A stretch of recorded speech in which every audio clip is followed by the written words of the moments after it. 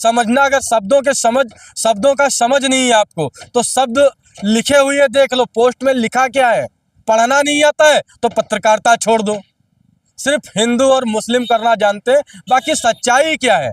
नमस्कार साथियों, मैं धर्मेंद्र पटेल यूपी ग्राम क्रांति न्यूज चैनल का प्रधान संपादक हूं। आज कल की डेट में एक खबर हमारे मखमूल सिद्दीकी जी के द्वारा प्रकाशित की गई थी, जो एक पुल पड़ता है पड़वा साइड में, जहां पर उनका एक इंटेंशन था, उस जगह को दिखाने का मकसद ही सिर्फ एक था कि इस रास्ते पर जो गड्ढे बनाए गए, जो गड्ढे हैं, उन गड्ढों से मुक्त कर दिया जाए।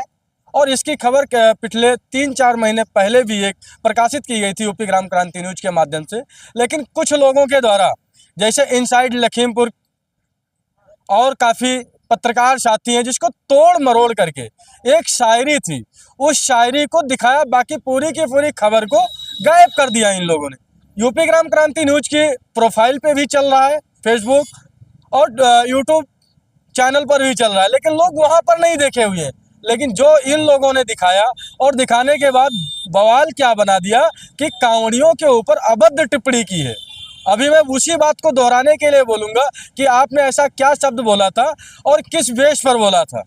मखमूल जी, जो आपने खबर बनाई थी, जो प्रकाशित किया था, उस खबर में क्या इंटेंशन आपका था, क्या मतलब था उस खबर का बनाने का? आप एक मुस्लिम समुदाय से हो, क्या मकसद था, क्या मतलब था जो आपने हिंदू समुदाय के लिए एक ऐसा कदम उठाया? सर, मेरा मकसद सिर्फ और सिर्फ इतना था कि ना कि किसी धार्मिक भावना को ठेस पहुंचाने का था।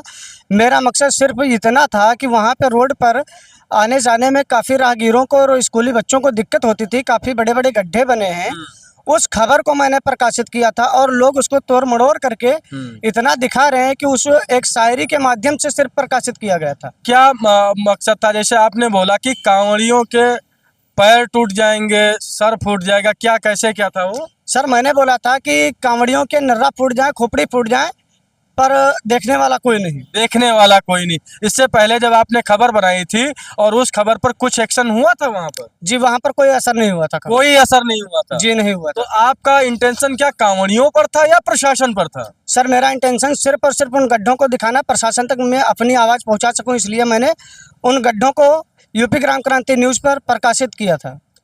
इनका एक ही माध्यम था कि जो शायरी बोली थी, उस शायरी का एक ही अंदाज था इनका कि कांवड़िया जब निकलेंगे रोड पर, जब गड्ढे हैं, गड्ढों में पानी भरा होगा और कांवड़िया दौड़ते हुए निकलते हैं, तो आप सभी भी देख पा रहे हैं कि कांवड़ियों की स्पीड क्या होती है। उस स्पीड में अगर उस गड्ढे में किसी भी कांवड़िए का पैर गिर गया तो जो नर्रा बोला था, ये गिरने के समय टूट जाएगा और जब सामने गिरेंगे तो मुंह भी फूट जाएगा। लेकिन दिखाने वालों को क्या बोला जाए, सिर्फ हिंदू और मुस्लिम करना जानते हैं, बाकी सच्चाई क्या है वो दिखाना किसी को नहीं आता है। और मैं प्रशासन से मांग करूंगा कि जिस प्रकार से जो गलत चीजें तोड़ मरोड़ कर दिखाते हैं, हिंदू मुस्लिम का विवाद फैलाते हैं, इन पर भी थोड़ा ध्यान दे दिया जाए। और जो सड़क गड्ढे वाली पड़ी हुई है, उस सड़क पर भी और रोड पर भी ध्यान दे दिया जाए।